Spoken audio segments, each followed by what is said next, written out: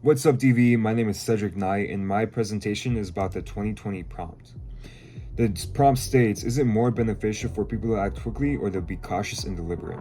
My thesis is that it is true that quick thinking is highly beneficial for many scenarios, but overall, being cautious and approaching something with care will give you the best outcome. So for my first piece of evidence, I use an anecdote. So imagine this, you're with your friends. You guys decide to go get boba.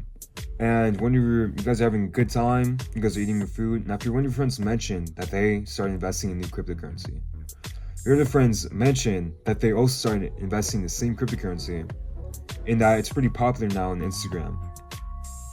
So without really thinking, you decided to buy some because you see everyone else is doing it. You don't want to feel like you're missing out. But the thing is, you bought a good amount and used a good amount of money because you thought it was going to be pretty good since everyone's doing it. But it failed. So you're kind of broke now and you're kind of homeless. See, if you just thought about it for maybe a minute or so, you've thought, because it's popular doesn't mean that it's good, essentially. So it just goes to show that when you're making important decisions, especially financial decisions, you should probably think about it. It just goes for any decision overall. It's good to stop and think about it, rather than just making a decision in a snap. Let's just go back to quick thinking. You see, it is useful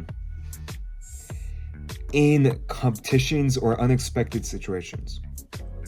So you see, like, imagine you're playing a sport, and obviously it would be pretty good if you just do sport, like if you're in a flow state and you just do what you need to do so you can have a better chance of winning.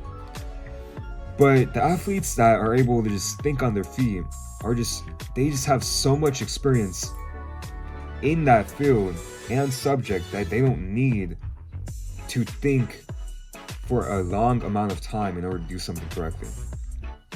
So let's say LeBron. He can make 3-pointers in his sleep. He's just that good. And on the court, he just goes insane. He's just super good. But put him in a math competition. He can't, give answers like that anymore. He needs to stop and think. It's just not his field. So, essentially, even when people are able to make quick decisions on the fly, it's usually because they have prior knowledge of the subject. And most people who do make quick decisions on the fly, they could also be seen as impulsive depending on what decisions they made. Like, let's go to wants and needs. Let's say there's a big fat vanilla cake on your left or a healthy salad on the right. You would probably pick the big fat vanilla cake. But if you stop to think, maybe it's not that good to eat a whole cake by myself, you pick the salad because it's a healthier option. But no, you decided to pick the cake because you wanted it in that moment, and now you have diabetes, which is pretty bad. So you should stop and think before doing most things. It's best to be certain about your decision rather than just be, uncertain or undecisive most of the time. Let's go to cautious thinking. It is better overall to stop and think about what you want to do and the consequences of your actions. Most of the time, it would lead you to a better outcome.